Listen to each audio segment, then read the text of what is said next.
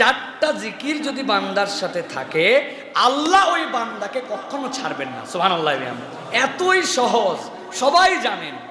এক নম্বরে আল্লাহর কাছে বলতে হবে ইয়া হাইয়ু ইয়া কাইয়ুম বিরহমাতিকা আস্তাগীস।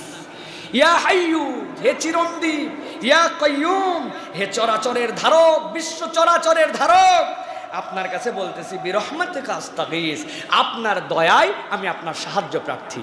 আল্লাহর কাছে আমার আর কিচ্ছু বলার নাই, স্যালেন্ডার করে দিছি। দুই নম্বর লা ইলাহা ইল্লা আনতা সুবহানাকা ইন্নী কুনতু মিনাজ জালিমিন। তিরমিজির হাদিসের মধ্যে আসছে কোন বান্দা বিপদে এই দোয়া পড়লে সাহায্য করা আল্লাহ নিজের প্রতি তার ওয়াজিব করে নেন। তিন নম্বরে ইন্না লিল্লাহি ওয়া ইন্না ইলাইহি রাজিউন, সূরা বাকারার 156 নম্বর আয়াত। এটা নিজের